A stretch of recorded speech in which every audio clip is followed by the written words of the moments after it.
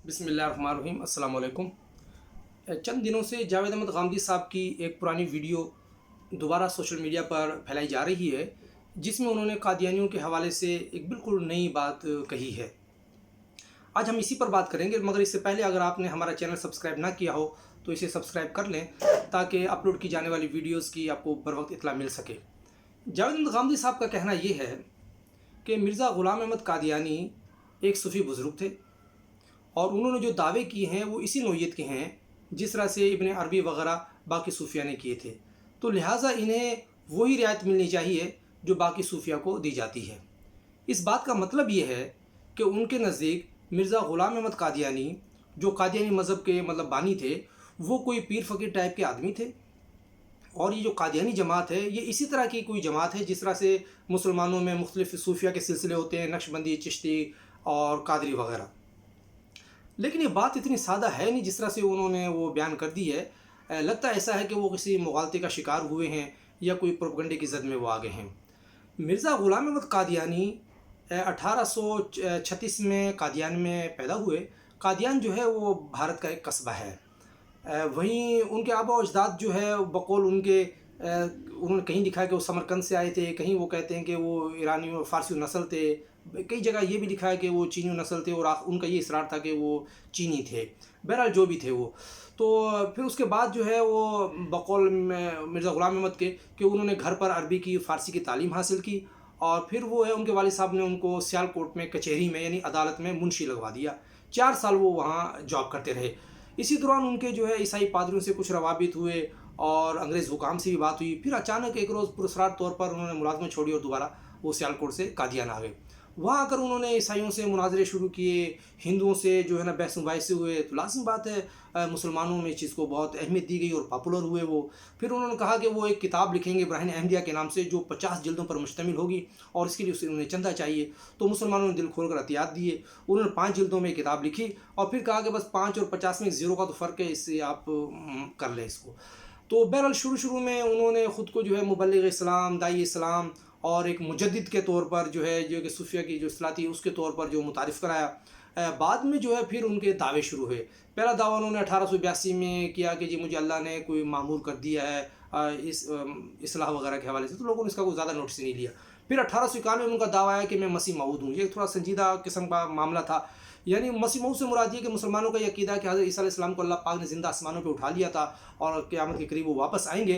लेकिन मिर्ज़ा ग़ुलाम अहमद कादियानी ने यह बात की कि वो ईसा अलैहिस्सलाम का तो इंतकाल हो गया है, कश्मीर में उनकी कब्र है और वो मसीह में ख़ुद हूँ।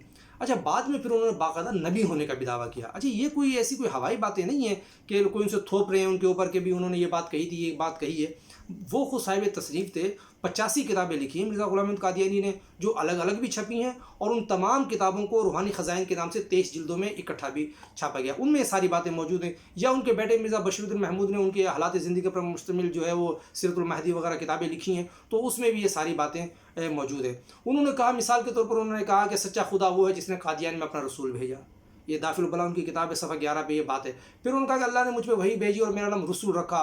पहले एक रसूल होता था, अब बाकी सारे रसूलों को मुझ में जमा कर दिया गया है और मैं आदम भी हूँ और मैं जो है शेष भी हूँ, याकूब भी हूँ, इब्राहिम भी हूँ, इस्माइल भी हूँ और नौसबिल्ला यहाँ तक कहा कि मैं मोहम्मद अहमद भी हूँ। हकीकत वही उनकी किताब है, सफ़ा 72, उसमें उन्होंने ये बात की। फिर उन्होंने कहा कि हमारा दावा कि हम रसूल और नबी हैं। फिर उसमें उन्होंने एक जगह लिखा हकीकत वही किताब में कि खुदा की कसम उसी ने मुझे भेजा और मेरा नाम नबी रखा। अच्छा, फिर उन्होंने उनके बेटे ने अपनी किताब में वो लिखा था कि जो है वो कलमतुल फ़स्ल उनकी किताब कि मसीह मऊद यानी मिर्ज़ा ग़ुलाम अहमद कादियानी जो है ख़ुद मोहम्मद रसूलुल्लाह थे, नऊज़ुबिल्लाह मिन ज़ालिक। तो इस तरह की बातें यानी कि बाकायदा एलानिया उन्होंने और ये दावे की और ये छपी हुई चीज़ें हैं, इस तरह से नहीं है कि कोई बातें थी। अब आप देखें बाकी सूफिया के हवाले से, पहली बात तो कि बाकी सूफिया ने कोई नबी होने का दावा नहीं किया और इस तरह की कोई बात नहीं की। वो ज़्यादा से ज़्यादा उनकी कोई एक फ़लसफ़ियाना बहसें थी। तो दूसरी बात ये कि उन्होंने किसी को मजबूर नहीं किया इस बात पर कि उनकी बात को तस्लीम किया जाए या उसके लिए उन्होंने बाकायदा कुछ जमातें बनाई हुई। मिर्ज़ा ग़ुलाम अहमद कादियानी ने बाकायदा 1889 में पहली बैत ली और बाकायदा अपनी जमात की बुनियाद डाली और बाकायदा जिस तरह से खिलाफत राशिदा के खुलफा के नाम थे, इस तरह से 4 खलीफा अपने बनाए, उनके नाम रखे गए और बाकायदा जिस तरह से एक होता है इस्लाम के हवाले से जो इस्लाहात हैं इस्लाम की, वो सारी की सारी इस्तेमाल कर एक बाकायदा उन्होंने एक मज़हब की बुनियाद डाली। अच्छा, फिर उनकी इसमें शिद्दत आप अंदाज़ा लगाएं کہ انہوں نے اپنے جو نام ماننے والوں کے لیے بڑی سخت زبان استعمال کی. مثال کے طور پر انہوں نے کہا سارے تمام مسلمانوں نے مجھے تسلیم کر لیا سوائے کنجریوں کی اولاد کے. آئینہ کمالات ان کی کتاب ہے. اچھا پھر انہوں نے کہا کہ وہ جو میری فتح کا قائل نہیں ہے وہ کنجریوں کی اولاد ہے. یہ ان کی کتابیں. انہوں نے کہا میرے مخالف جو ہے وہ جنگل کے سور بن گئے اور ان کی عورتیں جو ہے وہ کنجری ہو گئی. عورتوں کو رنڈیاں لکھا انہوں نے کہا میرے نام ماننے والے مشرک ہیں، کافر ہیں، یہودی ہیں، جہنمی ہیں. اچھا یہ باتیں کوئی ایسے وہ نہیں ہیں. جب یہ مسئلہ چلا تھا قومی اسمبلی میں تو مرزا بشیر الدین محمود کو بلایا تھا وہاں پر، تو ان سے یہ سوال پوچھا تھا باقاعدہ ایوان نے، یا بختیار نے سوال پوچھا تھا کہ جو لوگ مرزا غلام احمد قادیانی کو نبی نہیں مانتے آیا وہ مسلمان ہیں یا کافر ہے؟ تو انہوں نے کہا تھا وہ کافر ہیں. ٹھیک ہے. تو کہنے کا مقصد یہ کہ یہ ایک بڑے یہ دعوے تھے مرزا غلام قادیانی کے، یہ کوئی صوفیوں کی طرح کے دعوے نہیں، یہ باقاعدہ ایک الگ اس کے تھے، اور مسلمانوں نے پھر اس کے خلاف بڑی مزاحمت کی تھی. گو کہ مرزا غلام احمد قادیانی کا 1908 میں ان کے وہ وفات ہو گئی تھی ان کی، اور قادیان میں ان کی آخری رسومات ادا کی گئی، لیکن ان کی جماعت موجود تھی. وہ جماعت کے جو ہے وہ ان کی تعلیمات پھیلا رہے تھے، اور قادیانی تمام رسائل میں یہ دعوے موجود ہیں سارے کے سارے. اس طرح نہیں کہ انہوں نے انکار کر دیا ہو کہ نہیں جی اس طرح کی بات نہیں تھی، وہ نہیں تھی، وہ تو صوفی بزرگ تھے. وہ باقاعدہ انہیں ایک مستقل مذہب کے طور پر اور ایک نبی کے طور پر جو ہے وہ اس پورے نظام کو وہ چلاتے رہے سارے کے سارے. مسلمانوں نے اس کے خلاف بڑی مہم چلائی. انگریز دور تھا، انگریزوں نے قادیانی کی سرپرستی کی. کیا میں پاکستان کے بعد بھی بڑی تحریک چلی، اور پہلی تحریک میں 10,000 کے قریب مسلمان جو ہے وہ شہید ہوئے. پھر 74 میں بہت بڑی تحریک چلی.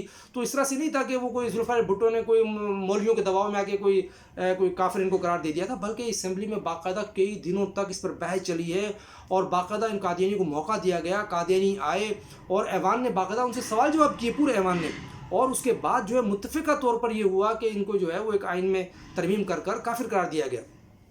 اچھا اب اسی سے متعلق ایک اور بات بھی ہے. اب قادیانی مختلف جگہوں میں پروپیگنڈا کرتے ہیں کہ دیکھیں جی ہم تو مسلمان ہیں، ہم تو کلمہ پڑھتے ہیں، ہم مسجد ہے ہماری بھی، اور ہم تو چاہتے ہیں کہ اس ساتھ مل کے چلے کہ مسلمان جو ہے ہمیں کلمہ نہیں پڑھنے دیتے، مسلمان ہمیں جو ہے وہ مسجد نہیں بنانے دیتے. بھائی بات یہ کوئی بھی دنیا میں ایسا نہیں کر سکتا کہ آپ کا ایک مذہب سے جب تعلق نہیں ہے آپ زبردستی تو اس مذہب کی چیز استعمال نہیں کر سکتے. ضیاء الحق نے ایک آرڈیننس جاری کیا تھا، امتناع قادیانی آرڈیننس، تو اس کے تحت ان پہ پابندی لگا دی گئی تھی کہ کوئی بھی قادیانی کلمہ جو ہے وہ استعمال نہیں کر سکتا، اپنی عبادت گاہ کو مسجد نہیں بنا سکتا. اور پوری دنیا میں یہ ایک شخص جو ہے وہ یہودی مذہب کو نہیں مانتا لیکن اصرار کرتا ہے کہ مجھے یہودی مانا جائے، تو اس کو کوئی نہیں مانے گا. اس طرح سے کوئی کہے کہ یہ مجھے عیسائی مانا جائے، اور لیکن وہ عیسائیت کی کسی بات کو تسلیم نہیں کرتا، تو اس کو عیسائی نہیں مانا جائے گا. بھئی میں کہہ دوں میں امریکی شہری ہوں، مجھے جو ہے امریکہ اپنا شہری مان لے، بھی کیسے مان لے گا؟ تو اس کے کوئی نہ کوئی ضابطے ہوتے ہیں، کوئی اصول ہوتے ہیں. اچھا دوسری بات یہ کہ اس پر باقاعدہ عدالتوں کے فیصلے موجود ہیں.